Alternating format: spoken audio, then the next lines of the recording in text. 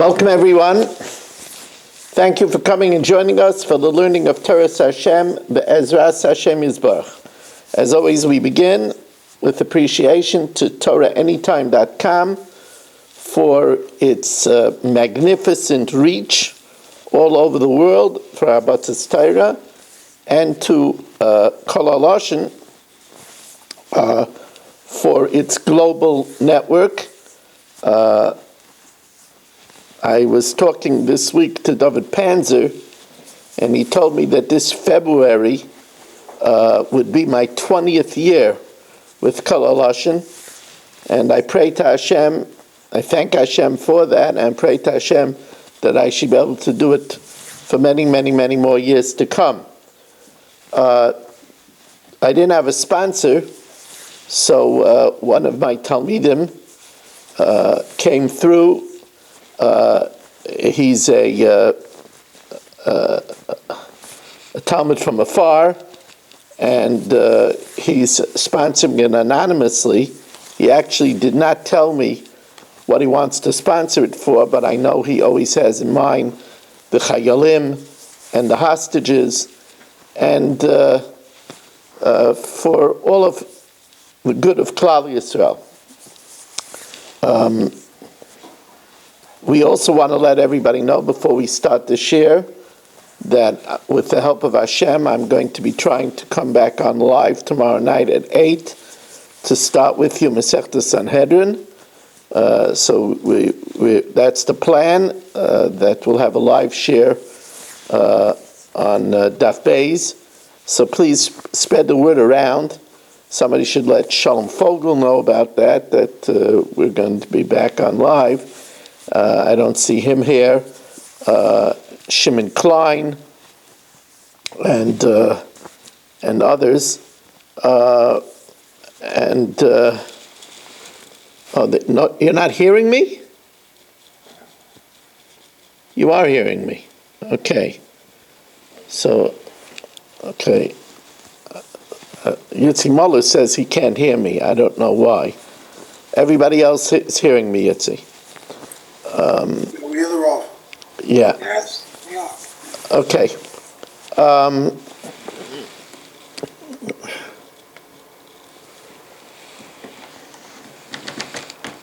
Vayaishev es di basam ra el avihem. Yosef brought the tidings of, it says evil tidings. That's usually the way it's translated.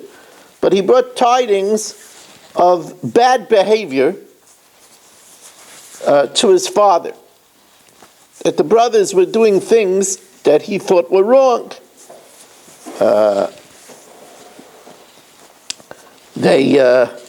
One of the things that, yes. Rabbi, no one can hear you. Everybody tells me they can hear me. I can hear you. I can hear you. No, I can hear you. I hear you. I'm sorry. I'm hearing otherwise. Sorry about that. Sorry. I hear you.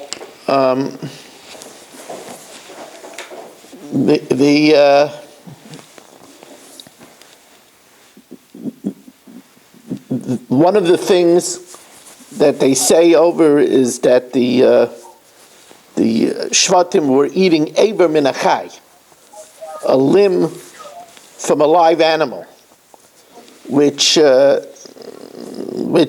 Ben Noach is a capital crime. And this report that Yosef brought to his father had catastrophic repercussions. I mean, catastrophic. For himself, the Medrash says, "Atom mevi dibo ra al achicha." You brought evil tidings on your brother.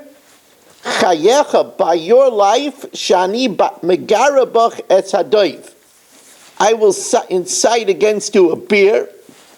That's Eshes Potifar, the wife of Potiphar, who will say evil tidings about you, that you slept with her. You took advantage of her.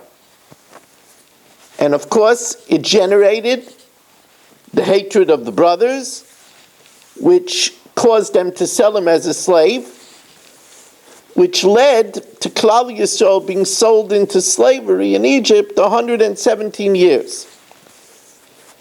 So this opening drama, which lasts for, of course, a bunch of parshiyos about Yosef, this opening drama is a very, very practical warning about one of the most common sins that cause the undoing of people's happiness throughout the millennia. You have to know that the parsha of Mitzorah, the leprosy, Mitzorah is Motzi Ra, those that speak bad about people. Chofetz Chaim says that today we don't have tzaras. So he says tzaras, leprosy, the Gemara says tzaras is choshev kameis, leprosy is like death, and ani is choshev kameis. So Chofetz Chaim says that many people become impoverished and they can't pay their bills, and the reason why they become impoverished and can't pay the bills is because they're talking bad about people. We also know that there are people that go through life and they have problems, social problems. Problems, they don't have friends, they don't get along with people. We know that the Mitzorah, the Motzi Ra, the person that speaks bad about people, is punished, bodod yeshev. He's put into isolation. He's taken out of the social circles of people. And many people have social problems because they speak bad about people. Now, it's interesting that when the Torah wants to warn us about Lashon Hara, it's a very interesting thing. It uses two very great people as role models to warn us about the fallout of Lashon Hara. Two of the holiest people in our history. One is Yosef, who's known as Yosef HaTzadik. How many people do we know that's known as the righteous? And the other is the very saintly, great Miriam. Right? We have one of the Sheish Zechiras, one of the 6 things that we're always supposed to remember. Remember what Hashem did to Miriam in the Midbar? He publicly punished her with tzaras because she spoke about Moshe. The reason why Hashem demonstrates the fallout of Lashon Hara through great people is that people shouldn't say, Lashon Hara, those are for villains. The sin of Lashon Hara is the sin of Besser mention. You know, we don't succumb to, we're not going to move muktzah on Shabbos. We're not going to eat something that's not kosher. But the sin of Lashon Hara, people who live righteously, you know, they tend to look down at others. And it's an easy sin to fall prey to.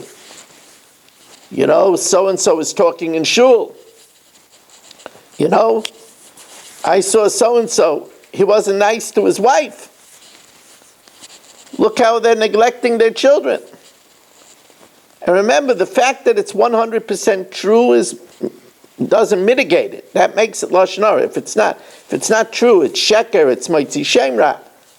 Lashon Hara is 100% true.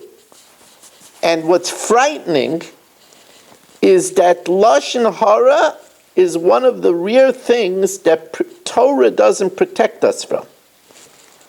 We know this from the fact that the 24,000 Talmidei Rabbi Akiva When Marsha says that they, the Gemara says they were not noyig kavod zelazeh.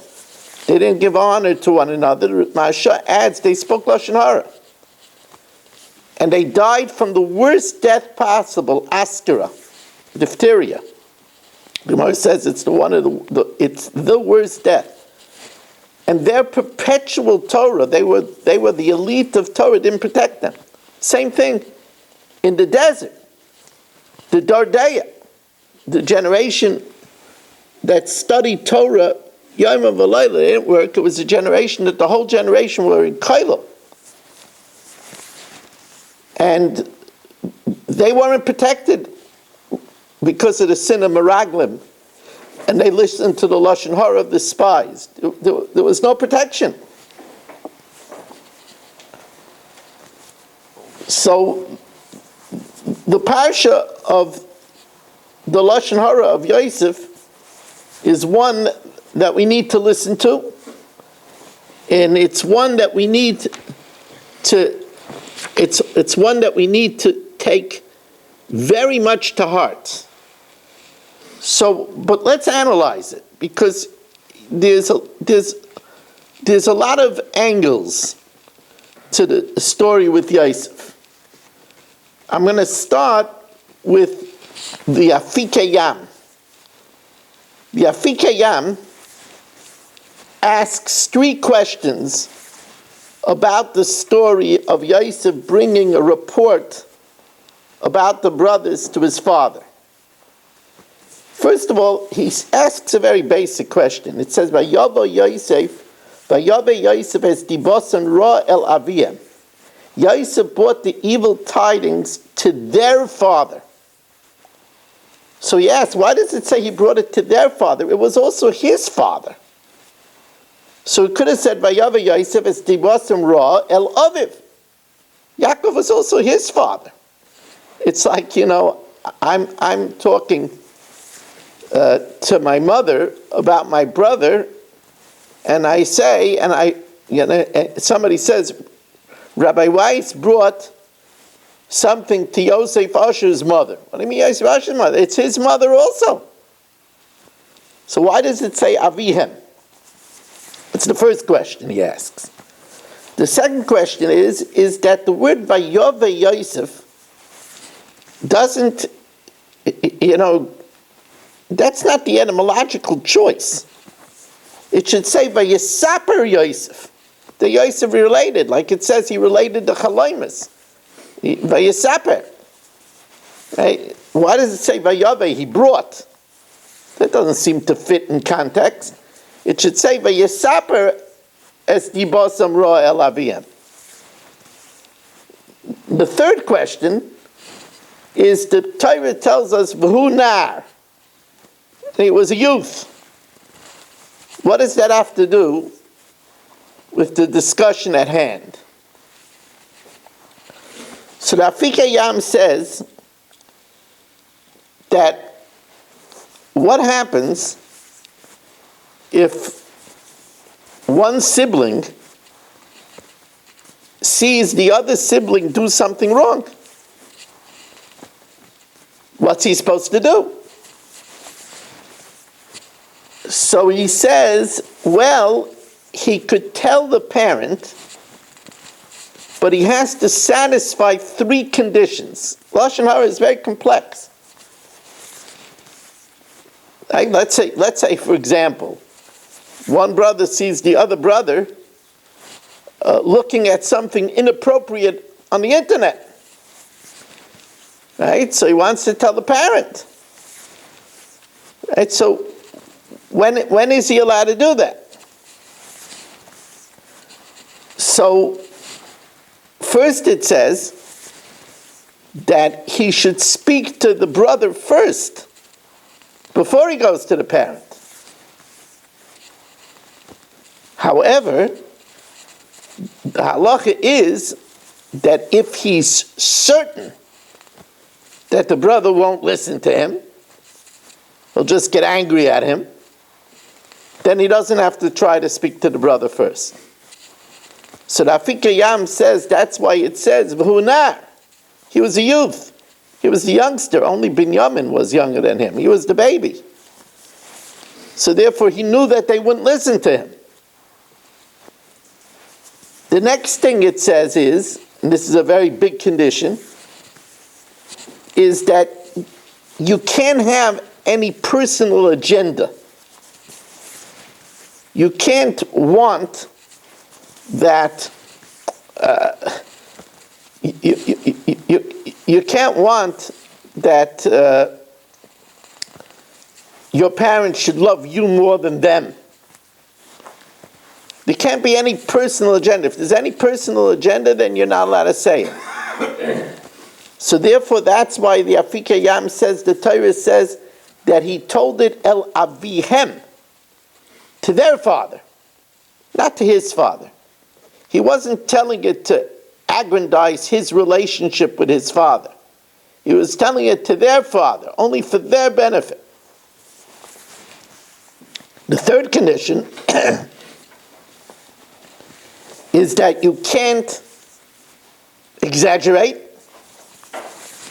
and you can't change any details. It has to be an accurate report. Sometimes people make it worse than it is, or they change around the details. And that's why it says Vayove. That's why it says, and he brought. If it says Vayisaper and relate, Vayove means he brought it exactly the way it was. The details were exactly the way it was. Nothing embellished, nothing changed, nothing added. Now, I want to show you how these laws are so practical and how we have to put them into practice. Let's say that a mother-in-law, she sees that her daughter-in-law is doing something wrong. Her daughter-in-law is doing something wrong. She maybe went out in the street and she wasn't modest properly. Right? So her reaction is to tell her son. So first of all, you have to tell the daughter-in-law first. You have to attempt to tell the person first before you speak to someone else. So you'll say she knows that the daughter-in-law won't listen to her. But then she has to know that there's no personal agenda. That she's just doing it for the spiritual benefit of the daughter-in-law. Which, with mother-in-law, daughter-in-law relationships, is very rare to be. You have to understand what a sin it is for a mother-in-law to speak to her son about a misbehavior of his wife. Because it's likely it's going to cause a fight between the two of them. And at very best, it's going to cause her son to think less about his wife, which could create a terrible shalom bayis problem. So a person has to know that Lashon Hara is very complex. You want to know what to do? That's why we have Rabbanim. Could ask the Rav what to do. You know, maybe the Rav could talk, seeing it himself to the daughter-in-law. But there's no question that you have to be extremely careful in situations like this. You know, in general, the Ksav Sofer says that the hardest mitzvah in the Torah is the mitzvah of Eichiach Toichiach Asamisecha, is the mitzvah of giving rebuke. And he says, that's what it says, Eichiach Toichiach Asamisecha v'lo sisu alav chet. There's a mitzvah of giving rebuke, but you can't bear a sin. And one of the sins is that you're not allowed to give a rebuke if you have your own agenda. So for example, if somebody's talking in shul and a gabbai yells at them to be quiet, but he doesn't like the person, so he's yelling, and part of it is he doesn't like the person, then he's not allowed to do it. Then it becomes a sin. It's very complicated. Rebuke is extremely complicated. And the same thing is true. A father or mother, they yell at a child to be mechanech, to educate, but they're venting their frustration, right? That's no good. That's why there are great tzaddikim that used to punish the child only a day later to make sure that they're not doing it when they're angry. Now, you'll say, okay, Rabbi Weiss, you just gave us a speech defending Yosef HaTzaddik's actions. But we just said that Yosef's behavior was a sin of Lashon Hara, and it unleashed catastrophic events. So which one is it? So obviously, we know that tzaddikim are punished kechut hasara. They're measured on a very, very high and lofty standard. And now we're going to try to understand a little bit what the sin of Yosef was.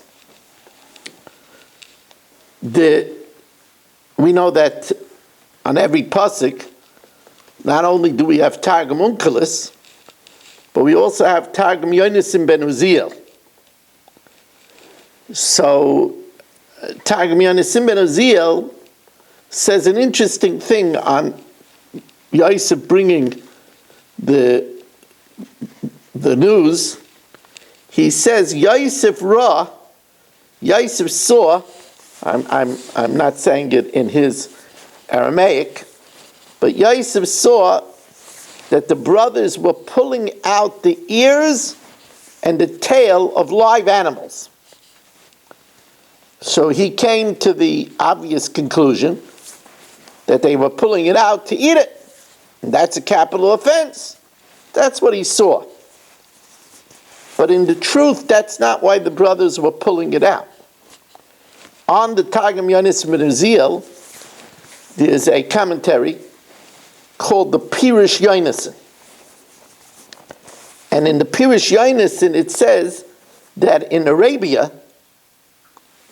in Yishmael's country, when an animal was sick, they did a medical procedure to cut off the ear and the tail, and that helped to revive the animal. Now, this is in truth what the brothers were doing. But Yosef was unaware of this medical procedure, and therefore he assumed the worst. And therefore, the sin over here was a sin which oftentimes leads to Lashon Hara, and that is that Yosef did not fulfill B'tzedek Tishbeit Amisecha. There's a mitzvah d'oraisa to judge your friend properly. B'tzedek Tishbeit Amisecha. To judge your friend righteously. And Yosef HaTzaddik did not do that. And it's because of that he had such catastrophic results. This mitzvah to judge people favorably is one of the things that causes us to get judged ourselves by Hashem favorably. It says, whoever judges his friend favorably, in Shemayim they will judge us favorably. That's a famous Maimer Chazal, which we talk about a lot before Rosh Hashanah, before Yom Adin, as one of the things that, but since Adam done b'kol Yom, we're judged every day. That's why we say v'tzadkenu b'mishpat in our Shemoneh Esrei every day. Adam done b'chol Yom. So in Hashiva Shogteinu, it's interesting, the Eilas Tamid, that I quote often on Tefillah, says to have a lot of kavanah when you say in Shemoneh Esrei, v'tzadkenu b'mishpat. Declare us righteous in judgment, because we're judged every day. And one of the ways to get a good judgment is, if we're done people l'kafschos, we judge people favorably, so then Hashem will judge us favorably. So of course everybody asks, what does it mean that Hashem will judge us favorably? Lekes sveka kamikutsha debrichu. There's no doubts by Hashem. Hashem knows what's going on. He's beichen kloyes v'levi yedeh sisrei v'salumas kolchai. He knows everything. You know, we could say, I should judge you favorably, you should judge me favorably. Hashem doesn't have to judge favorably. He knows the truth. He knows all the secrets. So Reb Chaim Shmulevitz in his Sichas Musar gives a famous explanation. And he says that when we do things, it's not black and white, but it's many shades of gray.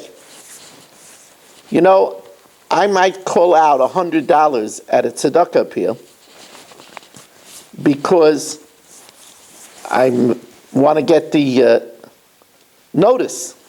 Oh, he's giving $180. And I might do it because I want reward from Hashem.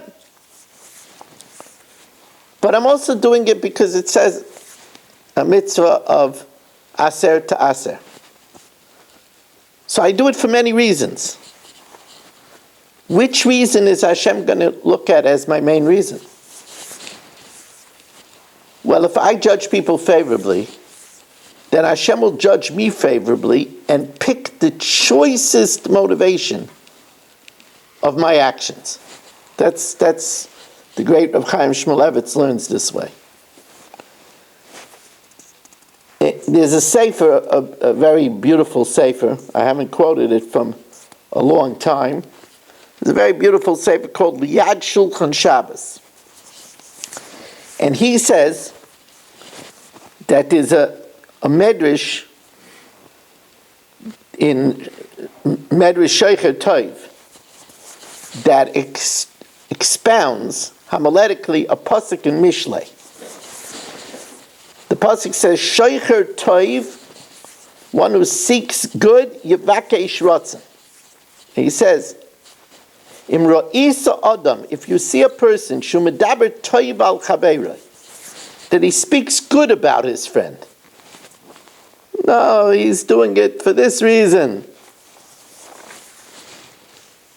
Af malachi asharis medaber malav schus lifnei HaKadosh Baruch Hu. The angels also speak with positivity about him to Hashem. And that's what it says, V'chanoisi es asher ochain. Hashem acts with favor to those that do things with favor. On the other hand, v'doresh ra teva'ehu. One who seeks bad, it will come upon him. He speaks bad about people. And Hashem also, you know, it's known that the Chofetz Chaim says that every time we do a sin, we create a malach, a negative malach. But the negative malach doesn't have a tongue. But when we do the sin of Lashon Hara, we create a mekatreg with a tongue that right away speaks badly about us.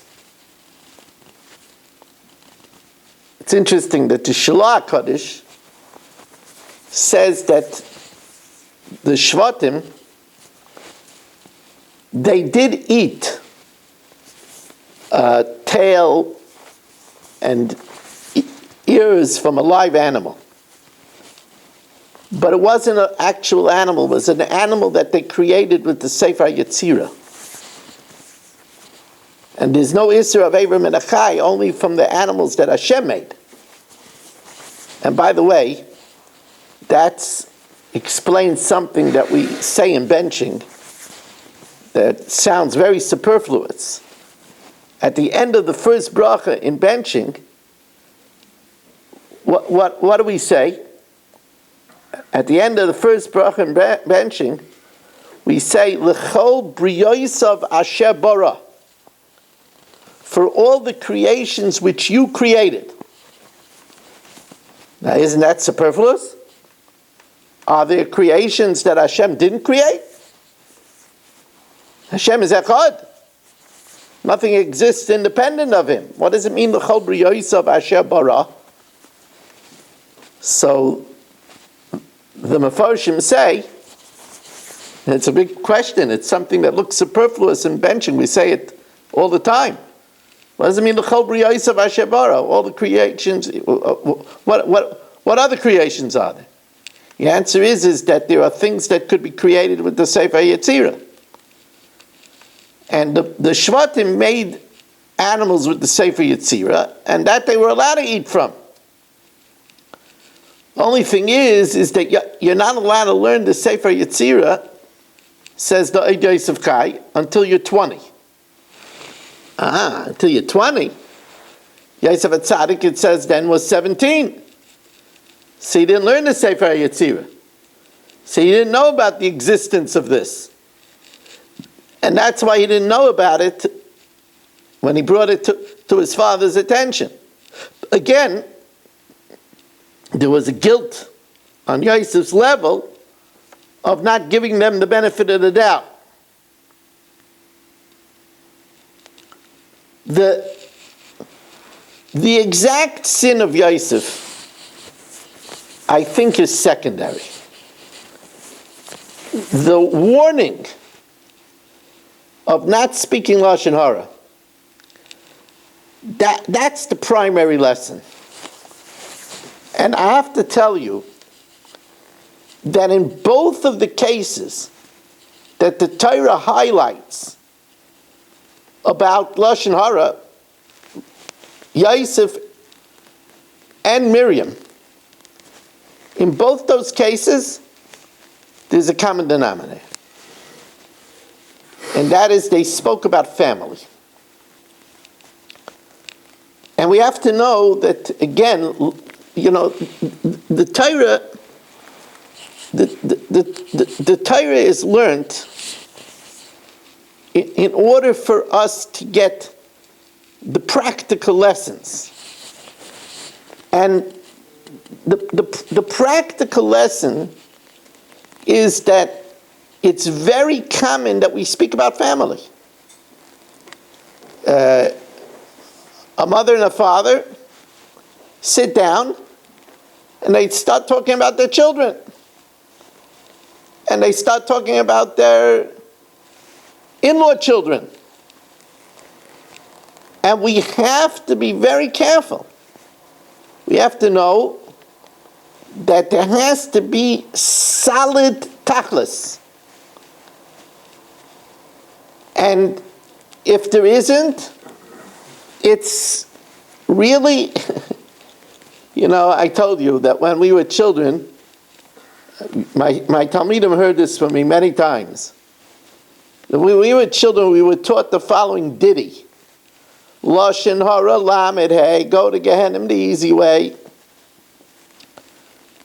The Yerushalmi says in the beginning of Masechtas Peah that the three worst sins are avodah zarah, gilui arayos, and shvichas damim, idolatry, immorality, and bloodshed. V'lashon hara keneged kulam. Lashon hara is such a sin. It's such a ruination in Yiddishkeit. that's why this will lead into the next subject that we're going to talk about. It says, I heard this directly from Rabbi Yaakov Kamenetsky. And I can relate. In the biography of Rabbi Yaakov, it says that Rav Belsky, the great Rav Belsky, said Rabbi Yaakov wasn't his main Rebbe. But whatever he heard from Rabbi Yaakov, he never forgot. I once traveled to Torvadas to hear Rabbi Yaakov Kamenetsky give a shmuz. And the shmuz that he gave was seared in my memory forever.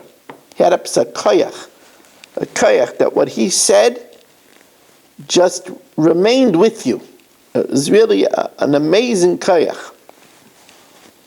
And so he spoke about, it says, Yisrael aves Yosef, Yisrael loved Yosef, ki ben zekunim hiulai, because he was a son of his old age. And Rashi says different pshatim. What does it mean, ki ben zekunim hiulai? Now, Zakein means Zekon HaChachma, one who acquires wisdom. And Rashi says one shot is that Yaakov Avinu Kol Ma Shelamad B'Shem Ve'ever Masar Loi, that whatever he learned in the yeshiva of Shem Ve'ever, he gave over to Yosef, which is quite extraordinary, because remember, Yaakov learned in Shem Ve'ever 14 years without sleeping. And Yosef was now 17. And yet he was able to give over to 17 years old Yosef this deep Torah learning that he learned 14 years without sleeping in Shem Ve'ever. So of course it begs the question, why did he give it exclusively to Yosef? After all, we know that Yisachar was a great shevet of Torah. V'nei Yisachar Yodei Bina Li'itim. Right? And Levi was dedicated to Torah. And Yehuda, Malchus, was a great man of Torah. Why did he give it to Yosef? To little Yosef? What was unique about the Torah of Shem Ve'ever?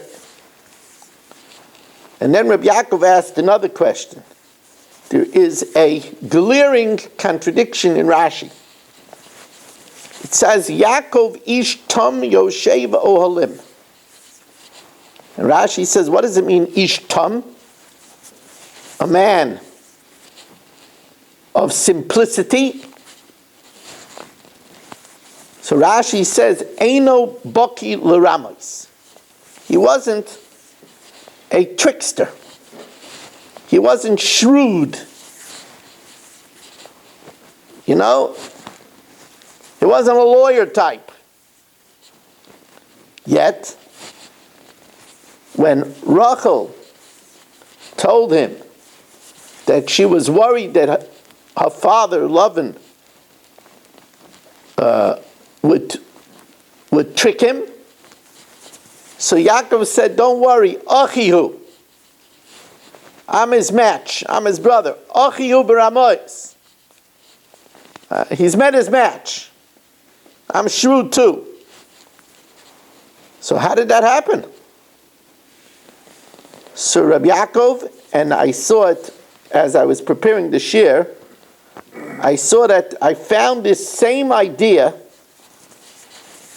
from way before Rabbi Yaakov Kamenetsky. I found this same idea from Rabbi Chil Meir of Ostrovtza.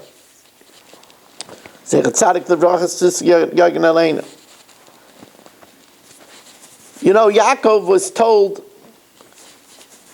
by his father to go and get married. And yet he took a pit stop of 14 years in Shem Ve'ever. So Rabbi Yaakov explained that Yaakov realized that he grew up in a home of tzaddikim. And now that he was venturing into the den of idolatry and sorcery and immorality that was loving, he felt unprepared for that environment. So therefore he went, and this is something that we have to know. We have to know that there are many levels to learn the Torah. The Torah, hafeichba hafeichba de kulaba. Remember, I told you once that Vayaishev said that when Reb Shimon bar Yochai and his son came out of the cave, they were so separate from Gashmias that whatever they saw, they burnt to a crisp. So Hashem said, go back into the cave. And Vayaishev asked, what would it help to go back into the cave? They'll just become more separate. So Vayaishev explained, Hashem told them, you got to go back in and learn the Torah, but learn it with the prism. Learn it with the eye to Shalom. Learn the Shalom of Torah.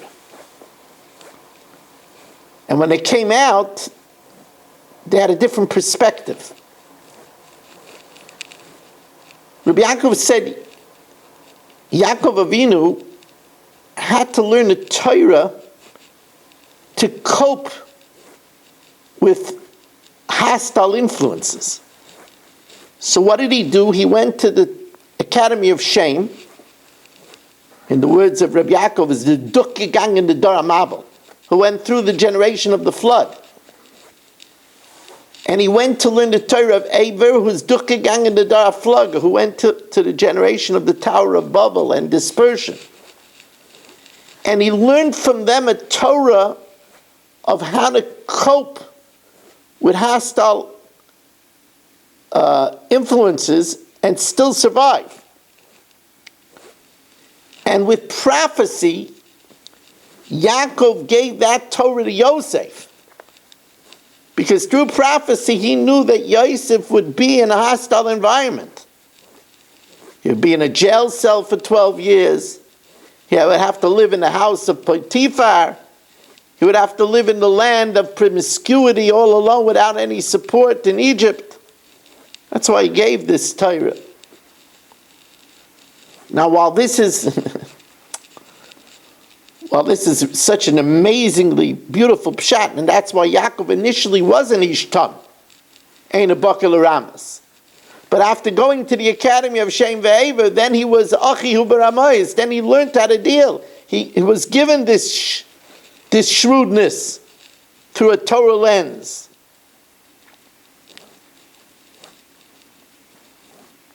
This is so contemporary because we're living in a world, I spoke about it last week, but I'm going to speak about it again. We're living in a world of great toxicity.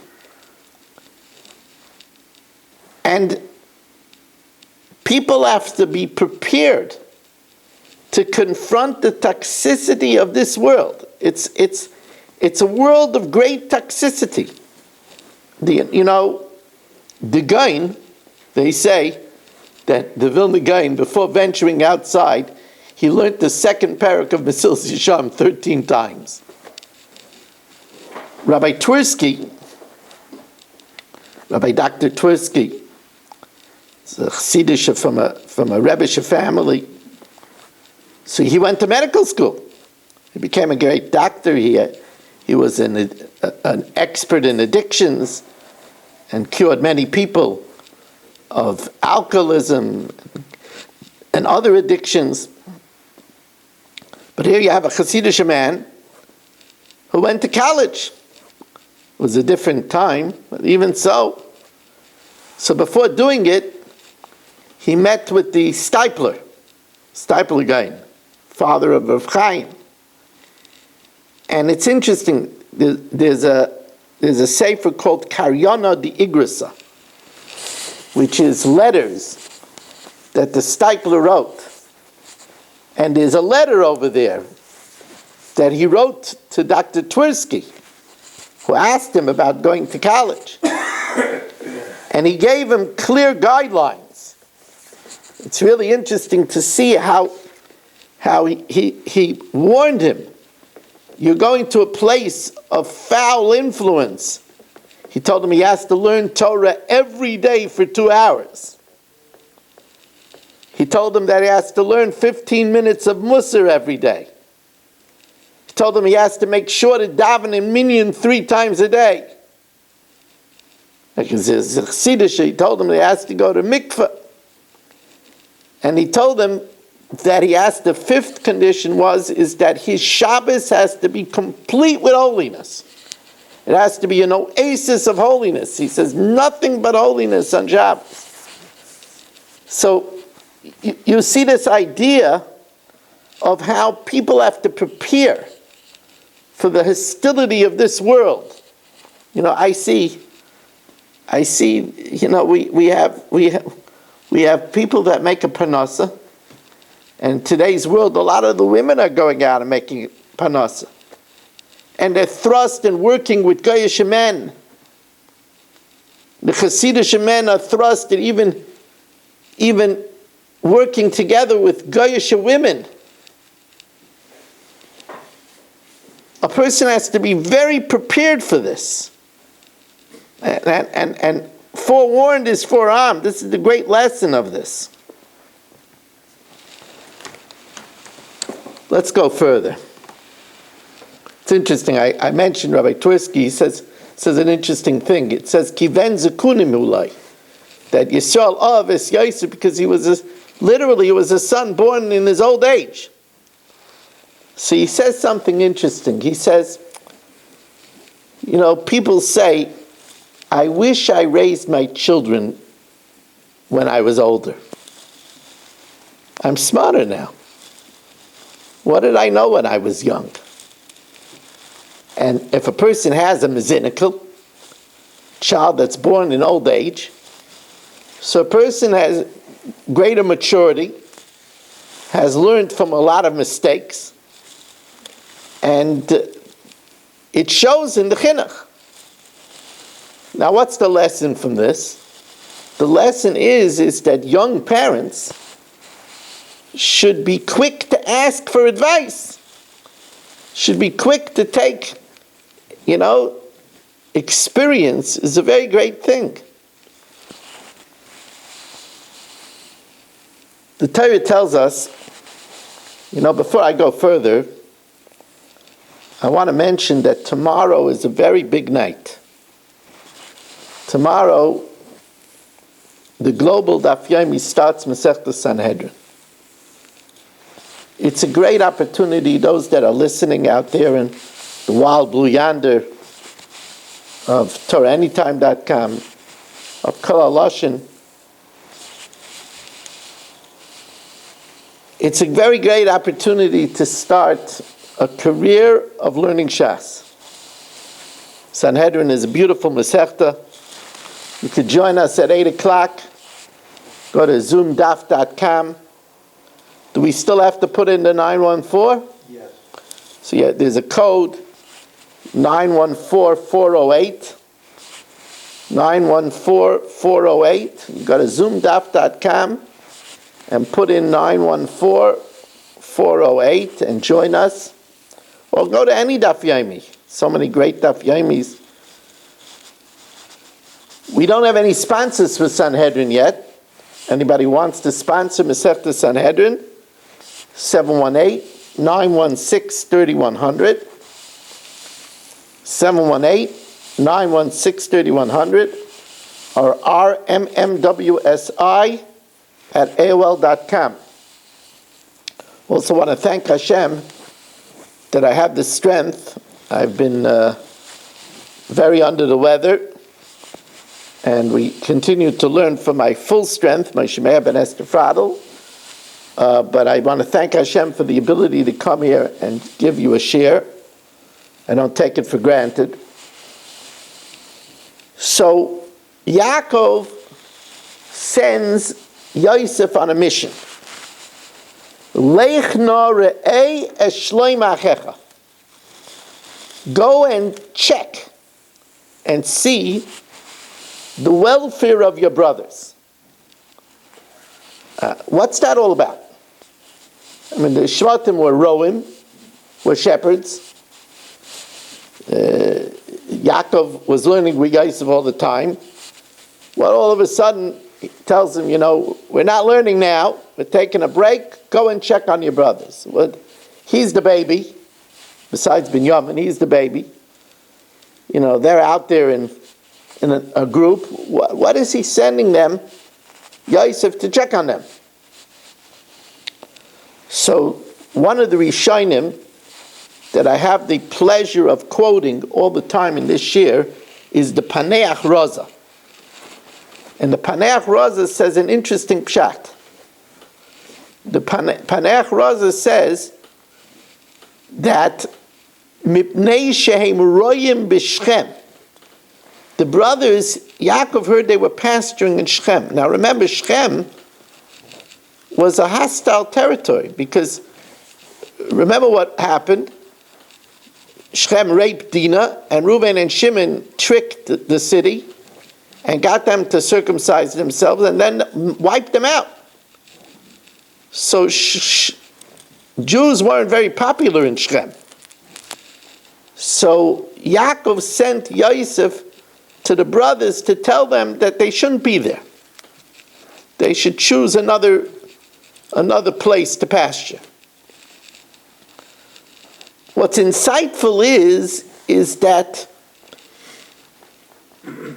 I'm sure that Yaakov was aware that there was some feelings of enmity between the brothers and Yosef. And it could be that Yaakov felt that by sending Yosef on this mission, where he shows caring for his brothers, maybe it would cause to bring them together. The Paneach Raza doesn't say this, but I have a feeling that that's also inherent in Yaakov's mission.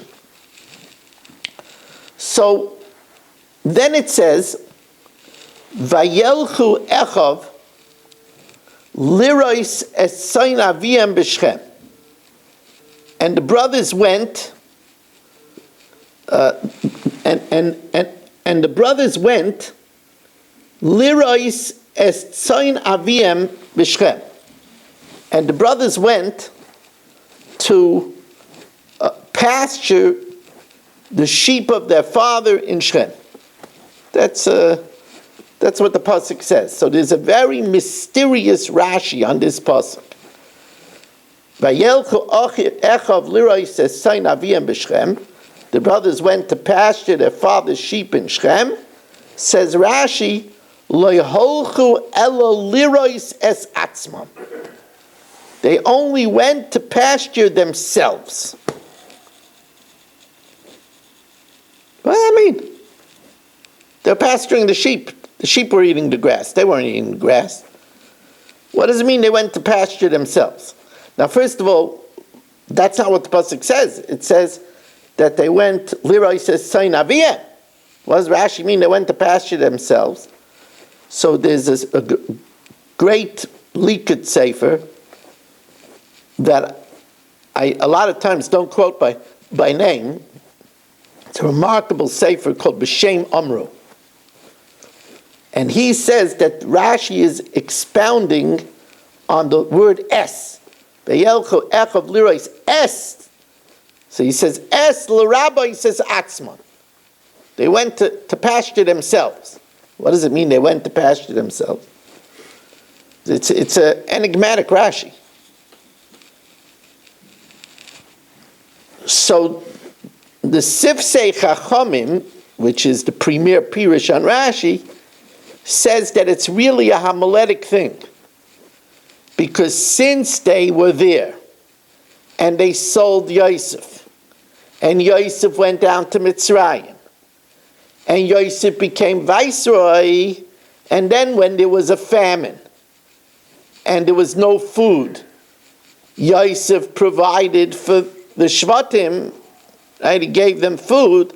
So really they went, the snowball effect is really they went to pasture themselves. Because this would lead to them being saved in the famine many years later by Yosef. That's the way the Sifsei Chachamim interprets this enigmatic, mysterious Rashi. They went to eventually to pasture themselves. They would benefit by selling Yosef, and Yosef would become viceroy, and Yosef would be the minister of agriculture, and then bring them down to Egypt and save them, the whole family, during the famine, the years of famine. That's the meaning of it. But they asked Reb Chaim Kanievsky, Zech Tzadik L'Bracha, Schusi Yagan Aleinu, what pshat in this Rashi is. Reb Chaim Kanievsky said a very big chiddush. Reb Chaim Kanievsky said that when they were pasturing the sheep, they had in mind that they were taking care of their parnasa.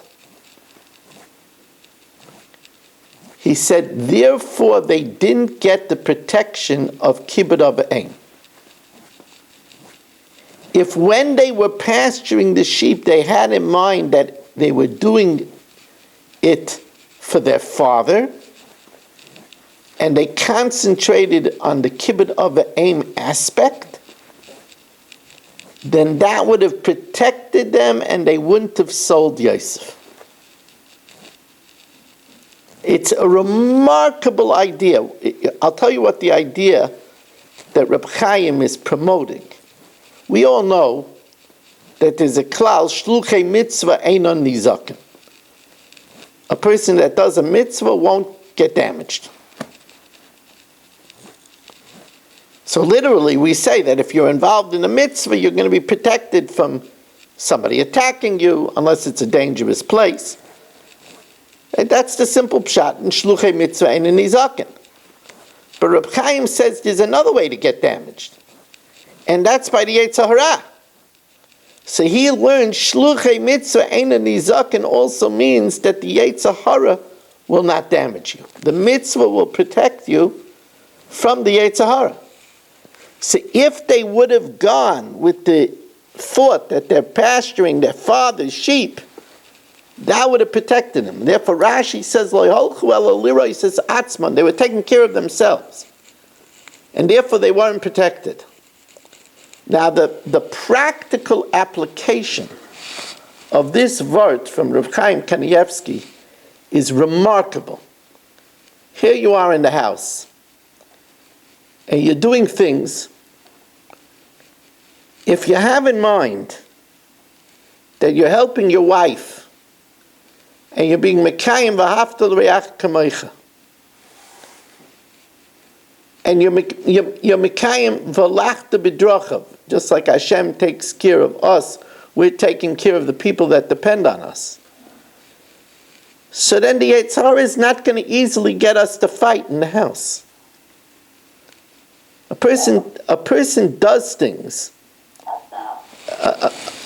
A person does things with the right idea in mind.